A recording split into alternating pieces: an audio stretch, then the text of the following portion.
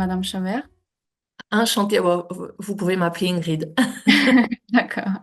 Ingrid, je suis très, très ravie d'échanger avec vous aujourd'hui sur votre roman graphique Écume, parce qu'il s'agit d'une histoire très, très intéressante, émouvante. Donc, avant de commencer avec des questions, je dois souligner que le livre Écume a été publié dans le cadre du projet Face à l'incertitude, littérature européenne contemporaine, que la maison d'édition Art Connect réalise avec le soutien du programme Europe créatif de D'accord. l'Union européenne.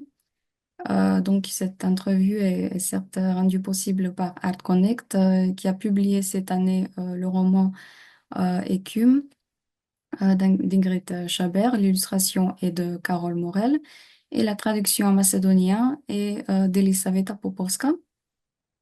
Le roman parle de deux femmes qui essaient d'avoir un enfant, mais malheureusement, elles échouent dans cette tentative. Et finalement, la chance leur sourira et l'une des deux femmes tombera enceinte. Cependant, la chance touche à sa fin et le bébé va mourir. Cela va mettre à l'épreuve la relation entre les deux femmes, leur vision du monde, l'espoir, les attentes. Et il est remarquable de voir comment les illustrations perdent leur couleur lorsque le bébé est mort. Et puis graduellement, elle la regagne du moment où la femme qui perd son enfant prend un cahier pour écrire un roman graphique. Ou par exemple quand ses lèvres regagnent de la couleur lorsqu'elle dit je t'aime à sa femme, tandis que tout le reste sur l'illustration est en noir et blanc. Donc la présence et l'absence de couleur font allusion à la perte et à la redécouverte de l'espoir. Et donc, ma première question pour vous est comment s'est passée votre collaboration avec l'illustratrice Carole Morel sur ce sujet et d'où vient en fait cette idée de ce jeu de couleurs? Ça s'est extrêmement bien passé avec Carole. Elle a tout de suite su capter l'émotion que je voulais transmettre et tout ce qui se jouait à travers cette BD. Euh, on a mis du temps à trouver une dessinatrice qui puisse mettre en dessin et en couleur cette histoire. Je voulais absolument que ce soit une dessinatrice. Parce que je savais que même physiquement, elle serait capable de ressentir la douleur qu'on avait dû traverser. Donc on a trouvé Carole qui a tout de suite dit oui au projet, qui l'a tout de suite adopté, qui a tout de suite su sentir euh, ce qu'il fallait passer par ses dessins. Je l'ai laissé complètement libre. La seule chose que je lui ai demandé, parce que c'était quand même relativement récent par rapport à ce qu'on avait vécu.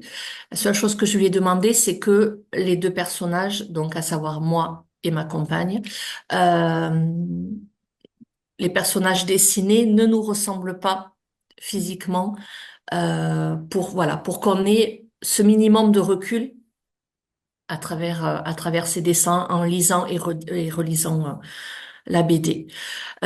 Pour les couleurs, effectivement, l'arrivée du noir et blanc et après le retour progressif des couleurs, ça a été une initiative et une idée de Carole et j'ai trouvé ça super, très, voilà, très pertinent et ça illustrait bien ce qu'on avait traversé dans le sens où, oui, nous, la vie avait perdu toutes ses couleurs, toutes ses odeurs, tout, voilà.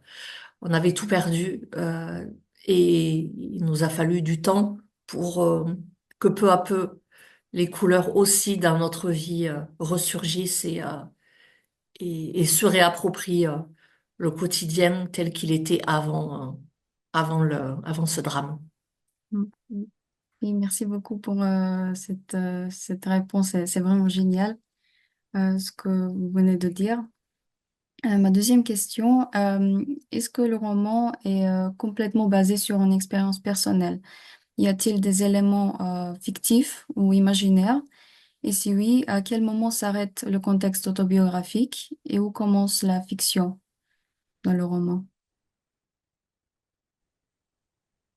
Tout est autobiographique, à l'exception, comme je vous disais, de l'apparence physique de ma compagne et de moi-même. Sinon, tout est 100% vrai. Non, j'oubliais l'apparence de mon chien aussi, qui n'était pas la même. Mais tout est vrai. Par contre, plus les années se sont écoulées après la sortie du roman, plus je me suis rendu compte qu'il y avait des choses que j'avais oubliées, dont j'avais oublié de parler. Des choses parfois très traumatisantes, notamment en rapport avec un médecin gynécologue qui était ouvertement homophobe. Et donc, lorsque j'allais aux urgences, ça se passait vraiment pas bien avec lui. Et souvent, voilà, avec le recul, je me dis, mince, t'as oublié ça, t'as pas raconté ça.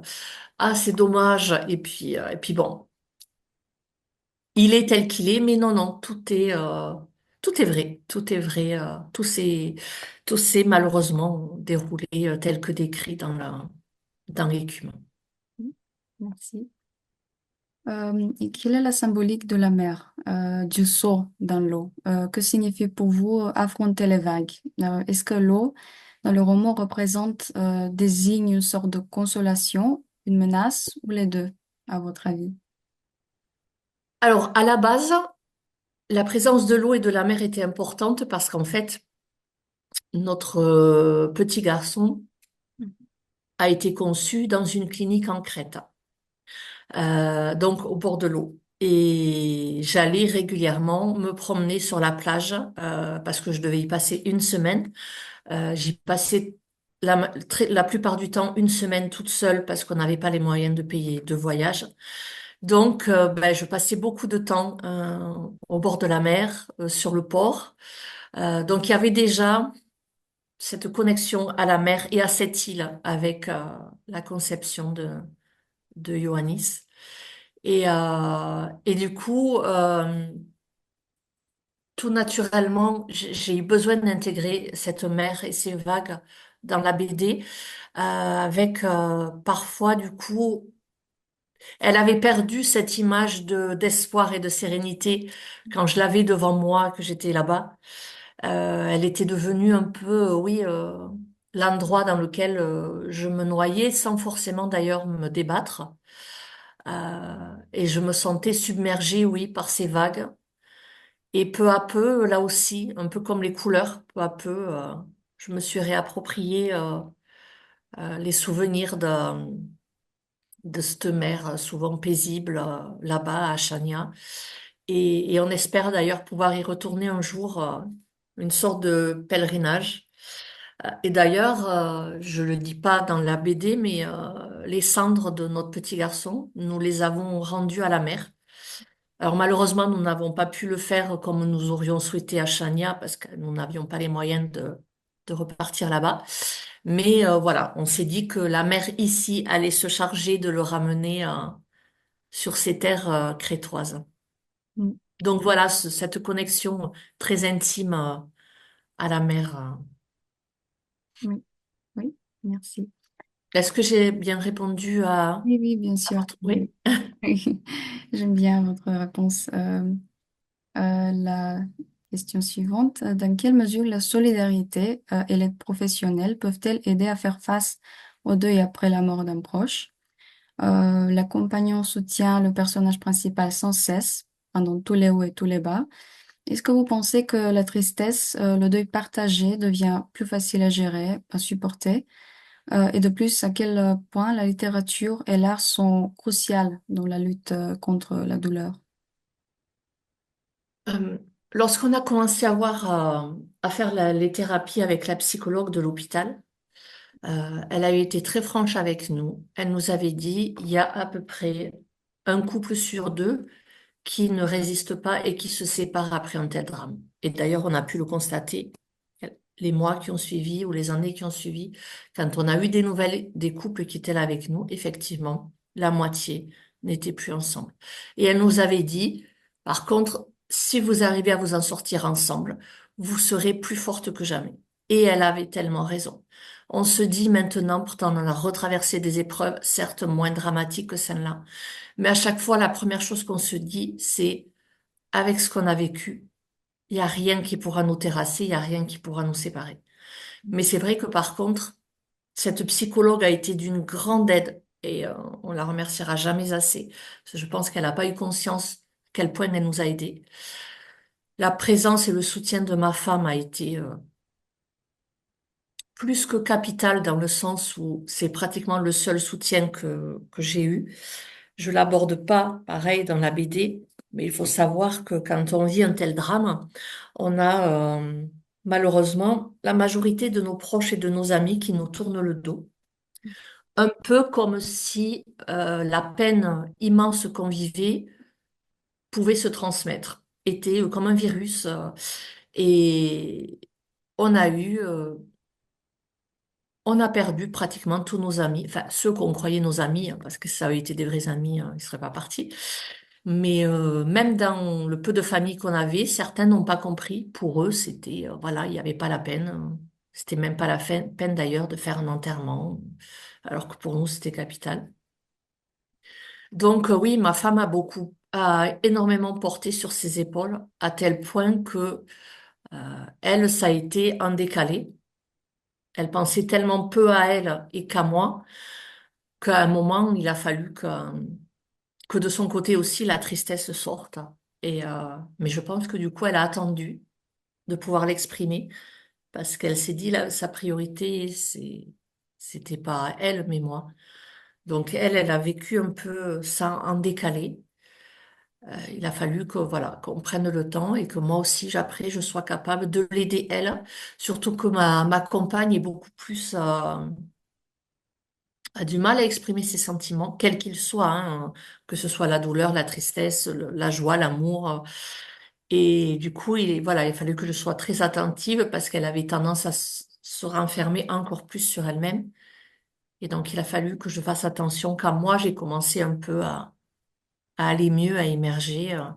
Parce que elle aussi, c'était sa maman, et donc elle aussi, elle avait perdu son petit garçon. Et il n'y avait pas que moi qui était triste et qui avait le droit d'être triste. Et par rapport à la littérature et l'écriture, oui, ça a été l'une de mes bouées de sauvetage. Et avec le recul, je me dis, c'est un peu comme si le passage très bref de notre petit garçon dans ce monde avait été juste pour me montrer, tu vois, tu es capable de le faire. Fais-le. Si j'aurais eu le courage de me lancer dans l'écriture, d'envoyer mes projets aux éditeurs, j'en serais peut-être sans le bref passage de notre fils. Une dernière question, parce que nous n'avons pas vraiment le temps. Quels ont été les plus grands défis lors de l'écriture du roman et notamment d'un roman graphique dans BD? Ah, le plus grand défi, ça a été d'arriver à gérer toutes les émotions que ça faisait ressurgir quelques années après. Quand j'ai commencé à l'écrire, je savais que je pouvais l'écrire parce que j'étais prête. Pour autant, ça a continué voilà, ça, encore une fois, des vagues, hein. Des vagues d'émotions, des vagues de larmes. Alors, pas forcément sur le coup, parce que je l'ai pratiquement écrit d'une traite, mais après coup. Après coup, là, je me suis pris un gros tsunami, un peu violent, d'émotions en pleine face, et ça a été compliqué. Ça a été compliqué. Mais en même temps, j'étais très fière et très contente d'avoir réussi à le faire. Oui. Et puis après, voilà, ce qui a aidé, c'est quand la BD est sortie, c'est l'accueil que la BD a reçu, les messages et les échanges que j'ai eus avec des personnes. Enfin, ça a été fabuleux. Et maintenant, de voir que tant d'années après sa sortie en France, il continue à être traduit et publié à l'étranger. Et ça, c'est génial de se dire que d'autres familles, d'autres femmes vont pouvoir le lire et à une époque où, je ne sais pas comment c'est chez vous, Mais en France, le deuil périnatal est encore vraiment tabou. Et si ça peut permettre, voilà, à des familles, à des femmes de trouver un peu de réconfort dans ça, dans cette BD, tant mieux. Oui, oui, je suis d'accord. Chez nous, c'est la même situation. C'est toujours une sorte de tabou, même la relation entre deux femmes. C'est Oui. C'est pour ça que c'est courageux, du coup, de traduire cette BD, parce qu'il y a les deux thématiques. Il y a Mhm. couple de femmes plus le deuil périnatal. Donc, Oui, c'est courageux, de oui, traduire, voilà, ce genre de BD. oui, je suis d'accord. Elle est déjà sortie ou elle va sortir? Il est déjà sorti, oui. Et vous n'avez pas eu justement trop voilà, de problèmes de certains mouvements un peu d'ultra-droite ou Non, non, pas vraiment. non, ça va? Oui, Bon, tant ah, mieux, non, oui. tant mieux, tant Oui. mieux. Bon, vu que le temps imparti est écoulé, nous arrêtons la discussion. Je vous remercie énormément. C'est Euh, moi qui vous remercie, Ivona. oui, merci pour votre temps, pour cet échange vraiment stimulant et intéressant. Je suis très Merci à vous. heureuse d'en avoir l'opportunité et bon, je vous souhaite plein de réussite et À bonjour. vous aussi. Et Merci. puis peut-être à bientôt. Oui, à bientôt. Merci beaucoup. Merci à vous. Au revoir. Au revoir.